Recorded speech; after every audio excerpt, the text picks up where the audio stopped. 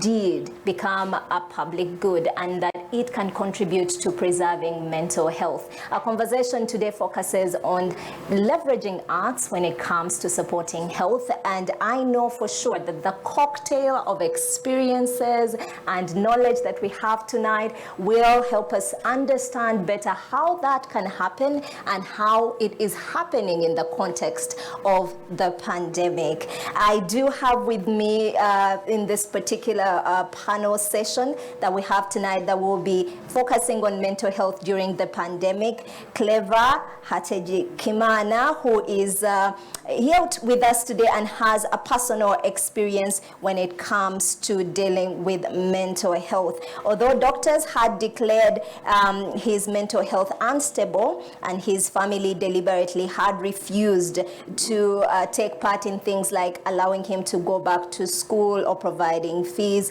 and all of that, he did take solace in finding the comfort in a hospital doctor that actually offered him fees. During this time, he was seeking medical attention at Indera Neuropsychiatric Hospital for about a month, where he was suffering from a mental illness.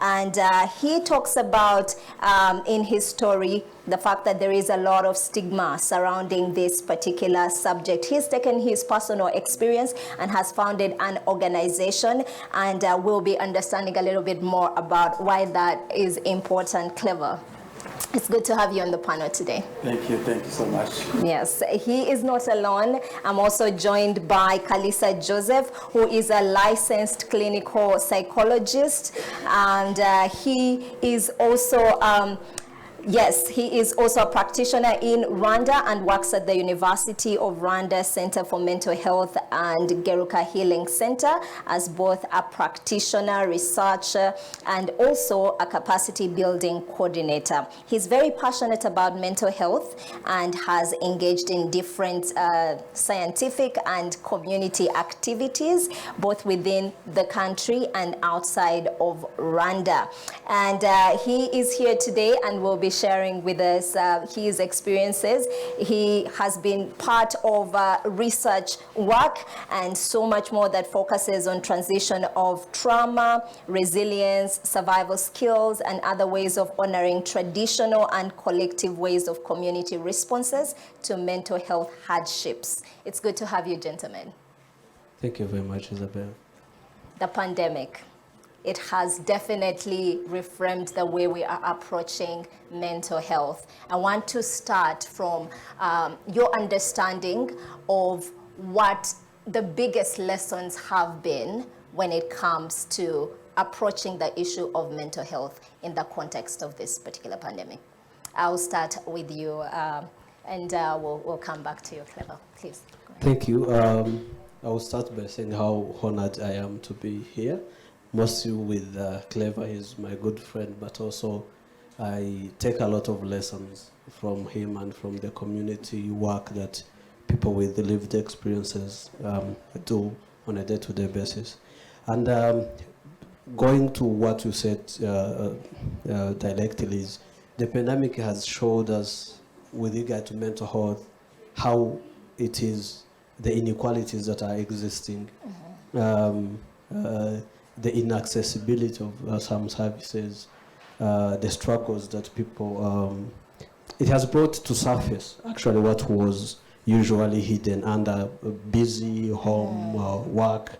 We got time to see what was going on within people, what was going on within families, within communities, the injustices, the inequalities in mental health, and the ways of responding. We also, on the other hand, we have seen a lot of power, what the collectiveness of responding to mental health that was helping before the pandemic, when it was distracted, how now it has devastated the well-being and the mental well-being. So I think I have been able to, maybe Clever will say more about that, but we have been able to reach out to different communities during the pandemic when we were in total lockdown.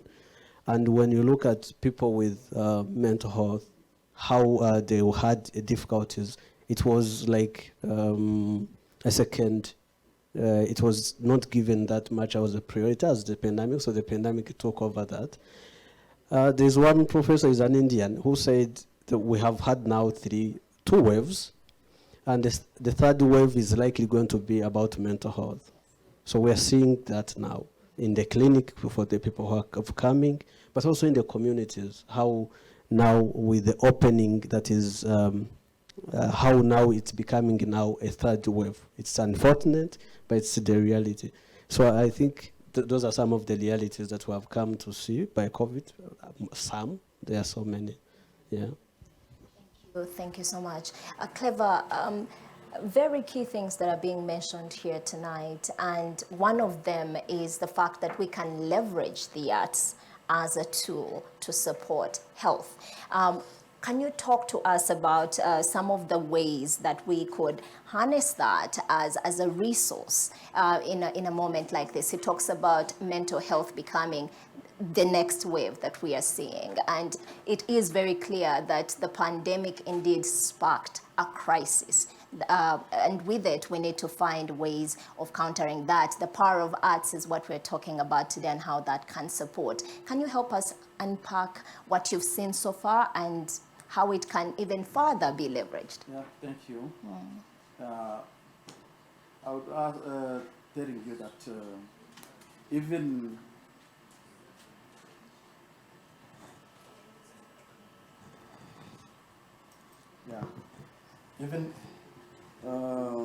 the mental patients, we culturally we are stigmatized. Even nothing was happened, but for that time, it became double because we stayed at home. Our neighbors around us, our family member with them, we missed many, as Kalisa said, many service. For example, I cannot move from my home going to take treatment because there is total lockdown in our country. And when we go to the service, when the government offered food to the citizens, most of us could not get chance to be chosen to go to take that food because otherwise many people or leaders say you crazy, you are crazy. They cannot take you to the list. So our members, because I'm the president of the association, the national association, gathered our patients here in the country. They called me saying, we are not considered. Yeah. All service offered, we are not beneficial to the service. Also, our mental crises are increased because in environment there is many triggers to make us in the crisis. So also adding to that our service missing, we could not. Yeah, we tried to do all our best, but it was not easy. But we tried with our colleagues, our partners, also with our few people, because even if I thought that there is a few number of persons who have a charity heart to do the well-being to us, but there's a few number in this country. But for example, the religious, also my hospital, also the University of Rwanda, as Kalisa said, we try to do our best, but not. You ask me how was that journey? It was not easy, but it was past. Yeah. And what is the biggest lesson that this pandemic has taught you concerning mental health? The pandemic, to me, it's not a new lesson, because it's all my life. Even when I was, after being a mental patient in the past, I struggled from that time till now.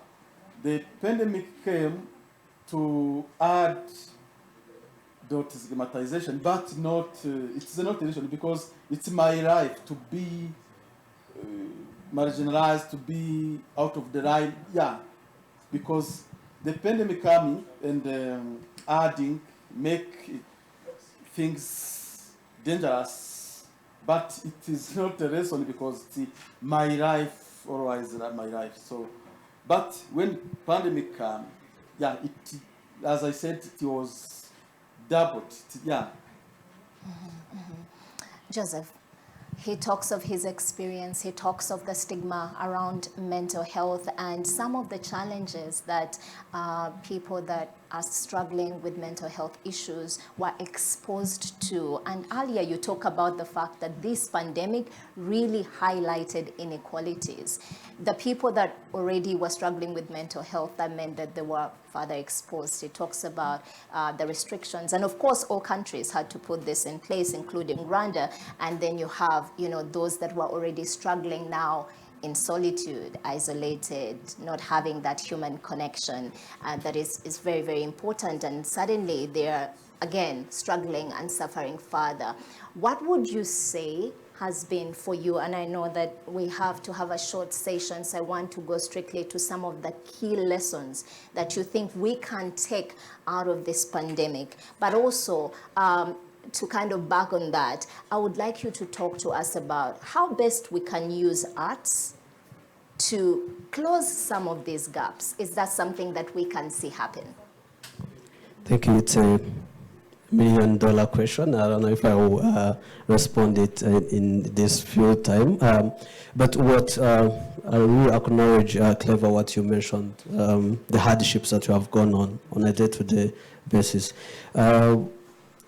I think what has happened that I have seen, in my opinion, is the confinement, and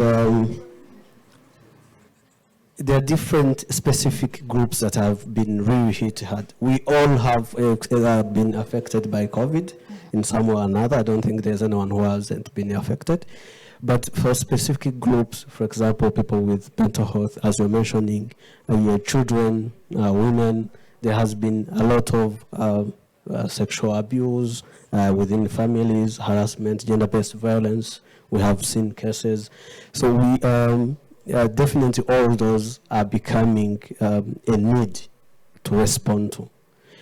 People, we always, and I'll bring from the conversation that was happening previously, we always think, there's one therapist who's called Michael White, mentioned that no one is a passive recipient of their traumas. We always try to find a way to respond to those. So the people with the lived experience and others who are experiencing mental health difficulties, there are ways that they are trying and they are responding to those. That's why Clever is here. Otherwise, we'll be already looking at the stigmas, we would be already dead. But they are responding on the day-to-day ways. So when we talk about things like art, also my background is in narrative therapy. So on a day-to-day, what happens, it's a way of reinforcing or bringing to light the stories or the ways of survival that the people who are experiencing the difficulties are using.